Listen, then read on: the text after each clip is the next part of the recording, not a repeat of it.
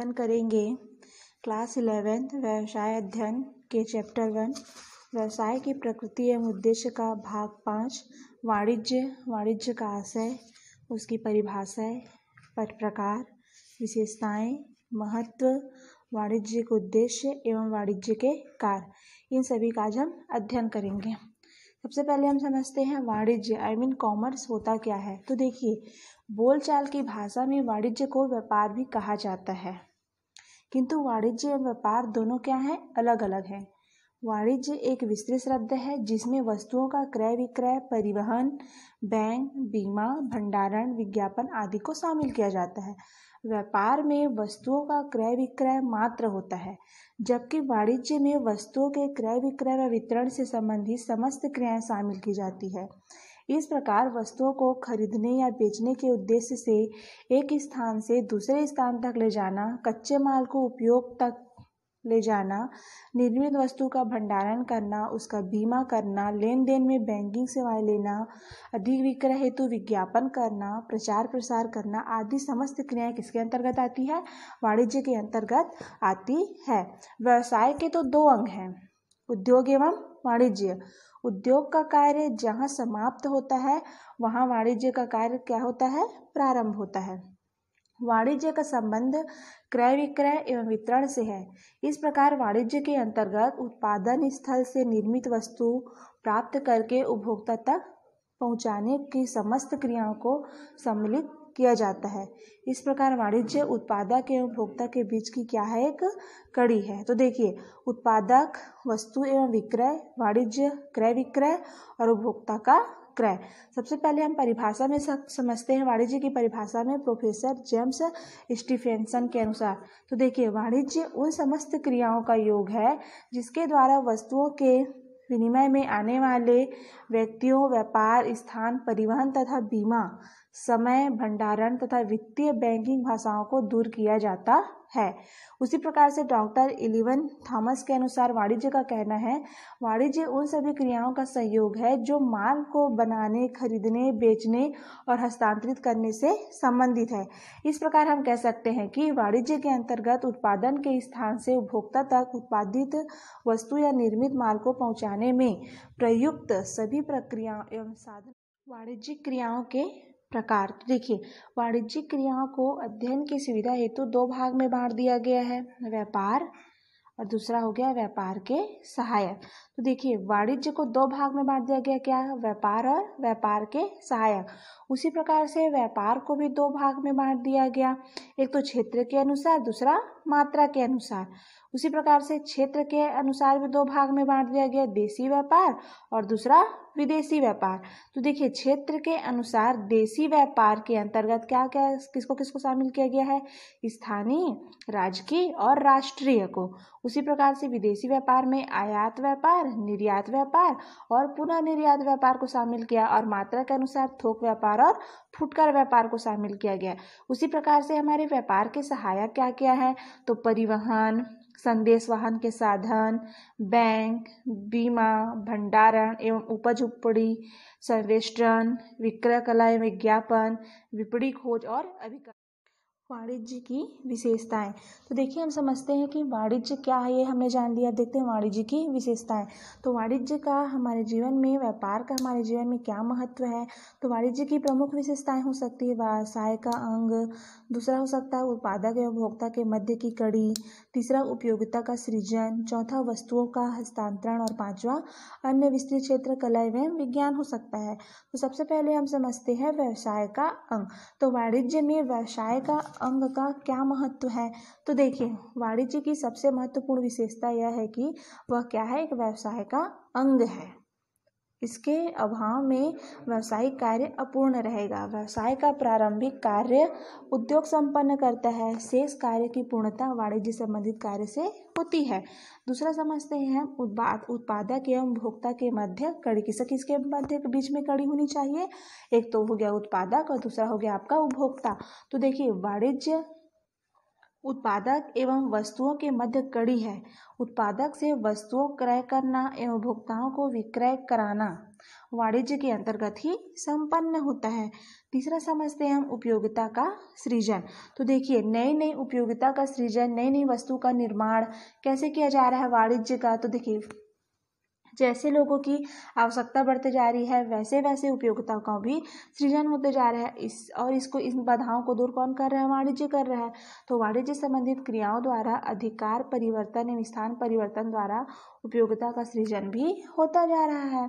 चौथा समझते हैं वस्तुओं का हस्तांतरण। तो देखिए वस्तुओं का हस्तांतरण से मतलब क्या है, तो उत्पादक से उपभोक्ता तक निर्मित माल पहुंचाना क्या होता है, कठिन होता है। मतलब जहां से माल तैयार हो रहा है वहां से उपभोक्ता तक वस्तुओं को पहुंचाना क्या होता हो जा रहा है, कठिन होते जा रहा है। और इस कठिनाइयों की मात्र दूरी ही नहीं वरन प्रक्रिया की भी है। देखिए वाणिज्य संबंधित क्रियाएं इसे सरल बनाती है। इस प्रकार वस्तुओं के हस्तांतरण में भी यह सहायक है। वाणिज्य के कारण वस्तुओं का हस्तांतरण क्या होता जा रहा है, सरलता से और आसानी से होता जा रहा है। पांचवें समझते हैं विस्तृत क्षेत्र। तो देखिए व्यापार, वाणिज्य में व्यापार एवं उसके सहायकों का भी समावेश किया जाता है। और मैंने अभी आपको बताया कि व्यापार और व्यापार के सहायक क्या क्या है, तो परिवहन हो गया आपका, बैंक, बीमा, भंडारण, संवेष्टन, विक्रय, अभिकर्ता, ये सब क्या हो गए, उसके सहायक हो गए। उसी प्रकार से दूसरा देखते हैं हम इसके कला विज्ञान के क्षेत्र में वाणिज्य की विशेषताओं में। तो वाणिज्य कला विज्ञान दोनों हैं, है ना, क्योंकि विज्ञान इसलिए है कि वह व्यवस्थित ज्ञान का भंडार है तथा कला इसलिए है कि इसमें वस्तुओं के विक्रय एवं लाभ के लिए इस ज्ञान का उपयोग किया जाता है। वाणिज्य का महत्व। तो देखिए वाणिज्य का क्या महत्व है, तो जिस देश में व्यापार, उद्योग तथा वाणिज्य की प्रगति अधिक होती है वही देश क्या कहलाता है, विकसित कहलाता है। अर्थात जिस देश का समाज समृद्धशाली होता है उसके राष्ट्रीय आय और प्रति व्यक्ति आय में काफ़ी वृद्धि होती है। इसके पीछे वाणिज्यिक क्रियाओं का योगदान क्या है, उल्लेखनीय है। तो सबसे पहले देखते हैं वाणिज्य का महत्व। तो सबसे पहले किसके लिए महत्व है, तो औद्योगिकीकरण। दूसरा हो गया प्राकृतिक संसाधनों का विदोहन। तीसरा उत्पादन में वृद्धि। चौथा विदेशी व्यापार को प्रोत्साहन। पांचवा सफल व्यापारी बनाना। छठवां राष्ट्र की उन्नति की माप। सातवां रोजगार में वृद्धि। आठवां आर्थिक समस्याओं का ज्ञान। नौवां दुर्लभ वस्तुओं का उपयोग।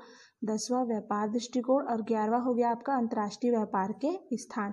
ये सब क्या हो गया आपका वाणिज्य का महत्व। ठीक है, तो देखिए वाणिज्य तो आप सभी समझते हैं कि कॉमर्स क्या होता है, लेकिन अब उसके महत्व को हम जानेंगे। तो सबसे पहले समझते हैं हम औद्योगिकीकरण। औद्योगिकीकरण वाणिज्यिक क्रियाओं के अभाव में औद्योगिकीकरण संभव ही नहीं है और तीव्र औद्योगिकीकरण से राष्ट्र की उन्नति की ओर अग्रसर होता है। उद्योगों में उत्पादित वस्तुओं का वितरण वाणिज्यिक क्रियाएं ही क्या करती है, संपन्न कराती है। दूसरा समझते हैं हम प्राकृतिक संसाधनों का विदोहन।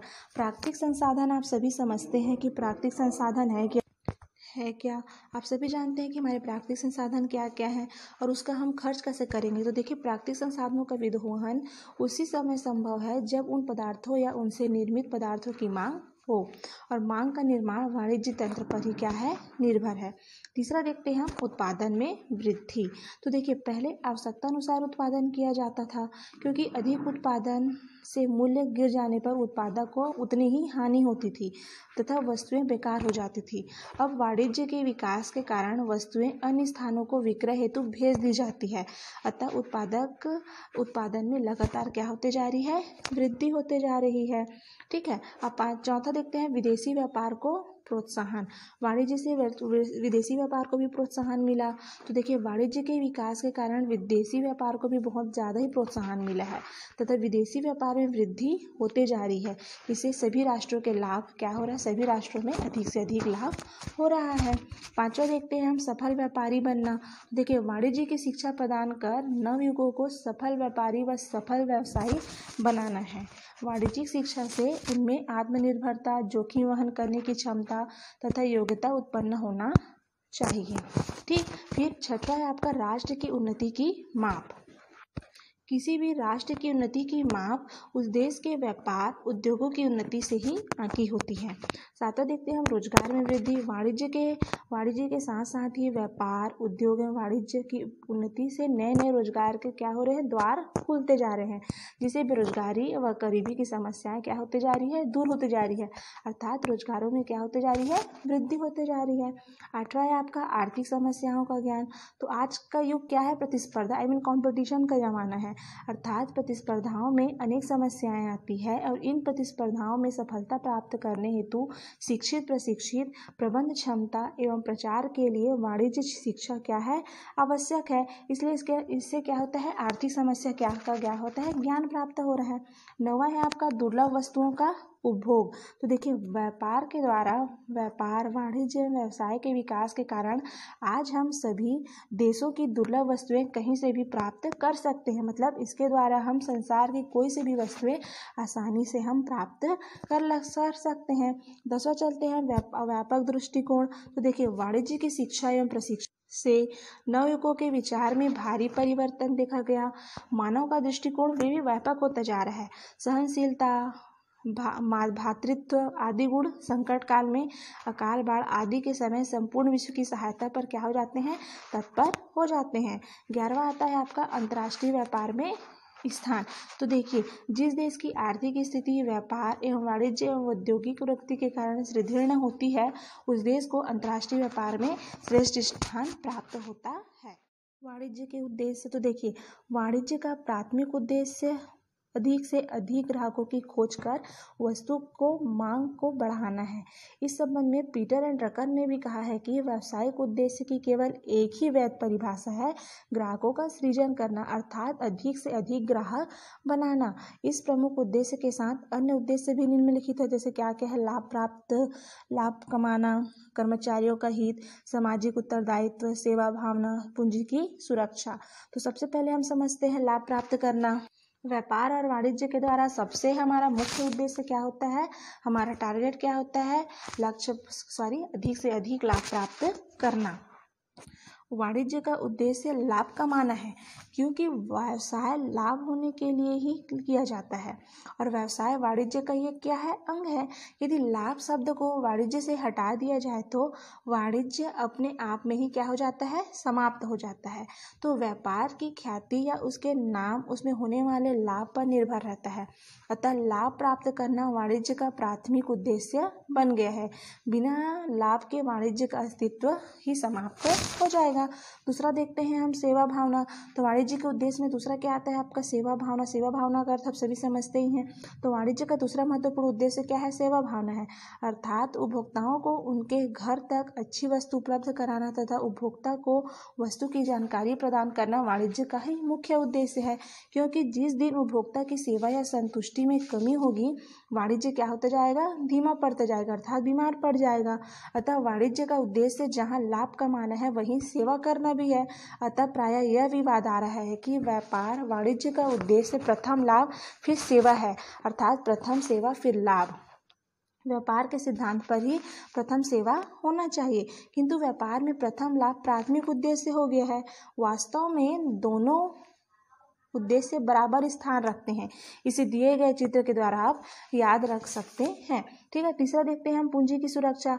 तो बिना पूंजी के व्यापार उद्योग व वाणिज्य की कल्पना करना व्यर्थ होगा, अतः वाणिज्य के अंतर्गत पूंजी सदैव सुरक्षित रहे, इसका ध्यान रखा जाना आवश्यक है।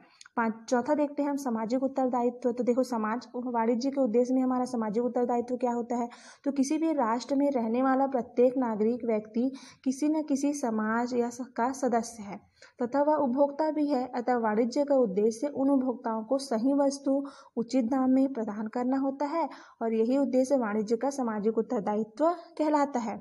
पांचों चलते हैं हम कर्मचारियों के हितों की सुरक्षा। तो देखिए वाणिज्य के उद्देश्य में कर्मचारियों के हितों की सुरक्षा किस प्रकार से हो सकती है। किसी भी उपक्रम के कर्मचारी वहां के हाथ पैर नाक एवं आँख होते हैं, अतः उनके हितों की रक्षा किए बिना वाणिज्य प्रगति नहीं कर सकता। अतः वाणिज्य में कर्मचारियों का हित क्या होता है, महत्वपूर्ण उद्देश्य है। वाणिज्य के कार्य। तो देखिए वाणिज्य के कार्य क्या क्या हैं।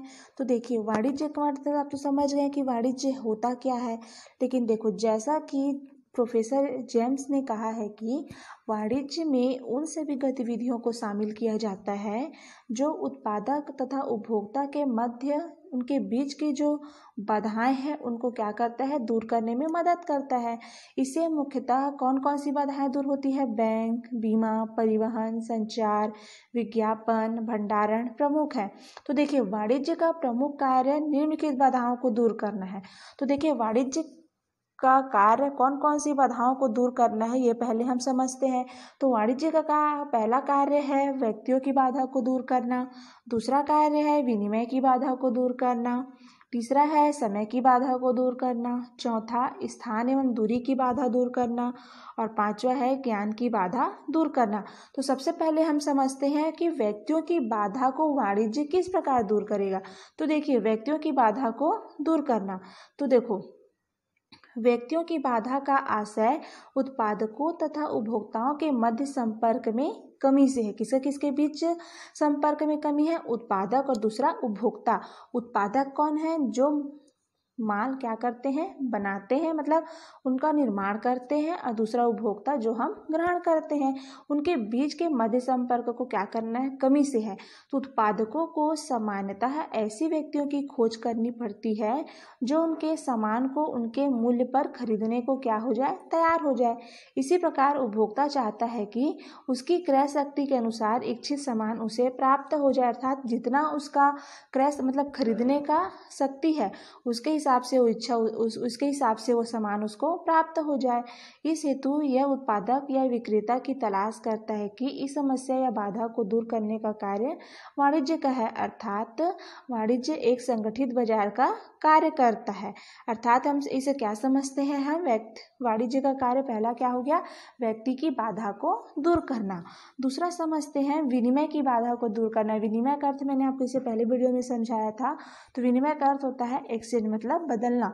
तो देखिए इसे विनिमय संबंधित कार्य भी कहा जाता है। जैसे क्रेता और विक्रेता मतलब खरीदना और बेचना, उत्पादक दूर दूर रहते हैं, मतलब खरीदने वाला और बेचने वाला उत्पादक क्या होते हैं, दूर दूर रहते हैं।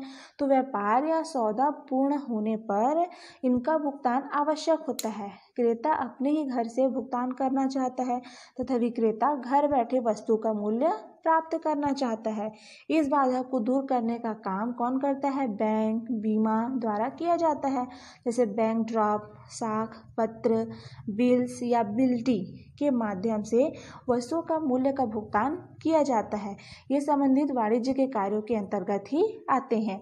तीसरा समझते हैं हम समय की बाधा को दूर करना। देखिए टाइम इज मनी, क्या कहा जाता है, टाइम इज मनी। तो देखिए समय क्या है, मूल्यवान है। उसी प्रकार से वाणिज्य का कार्य है समय की बाधा को दूर करना। देखिए तो क्रेता विक्रेता के मध्य दूरी अत्यधिक हो गई है। क्रेता माल तत्काल चाहता है जबकि विक्रेता को पूर्ति करने में समय लग जाना स्वाभाविक है। तो इस बाधा को दूर करने के लिए विक्रेता माल को उत्पादित कर जगह जगह भंडारण स्टोर करके कार्य करता है। निर्मित माल को उचित पैकेजिंग, शीतगृहों में संग्रहण आदि वाणिज्य के अंतर्गत ही आते हैं। इस कार्यों की क्रेता विक्रेता के मध्य समय की बाधा क्या होती है, दूर होती है। तो देखिए इसे आप समझ गए कि समय की बाधा को कैसे दूर किया जा सकता है, वाणिज्य के कार्य के द्वारा। अब चौथा समझते हैं हम स्थान एवं दूरी की बाधा को दूर करना। तो देखिए क्रेता व विक्रेता के मध्य दूरी अत्यधिक होने से वे आपस में बार बार संपर्क में नहीं कर सकते। इस बाधा को दूर करने में संचार के साधन महत्वपूर्ण भूमिका निभाते हैं। अब संचार के साधन में क्या क्या आते हैं, तो आपका हो गया टेलीफोन, तार, ईमेल, रेल, सड़क परिवहन एवं हवाई परिवहन महत्वपूर्ण भूमिका निभा रहे हैं। इसी प्रकार से कौन कौन से हैं, बैंकिंग, बीमा सुविधाओं में भी दूरी एवं स्थान की समस्या को दूर कर दी है। इस प्रकार हम कह सकते हैं कि वाणिज्य दूरी की बाधा को समाप्त करने का कार्य करता है। पांचवा समझते हैं हम ज्ञान की बाधा को दूर करना। तो देखिए वाणिज्य के कार्य में ज्ञान की बाधा कैसे दूर होती है, तो ज्ञान की बाधाओं को दो प्रकार की होती है। कौन सा? वस्तुओं के गुणों व उसके उपयोग करने की। पहला हो गया वस्तुओं के गुणों और उसके उपयोग करने की, और दूसरा हो गया वस्तुओं को प्राप्त करने का माध्यम एवं भुगतान करने का। तो देखिए इन सभी बाधाओं को दूरदर्शन विज्ञापन से दूर किया जाता है। अब चित्र वाले टेलीफोन भी विकसित हो गए हैं, जिसे बात करने का चेहरा भी दिखाई देगा, है ना। मतलब जो हम वीडियो कॉलिंग करते हैं वो। इस प्रकार ईमेल एवं दूरदर्शन तथा कंप्यूटर भी आधुनिक तकनीक मोडेम द्वारा क्रेता विक्रेता आमने सामने बैठकर बात कर सकते हैं और विविध जानकारी प्राप्त कर सकते हैं।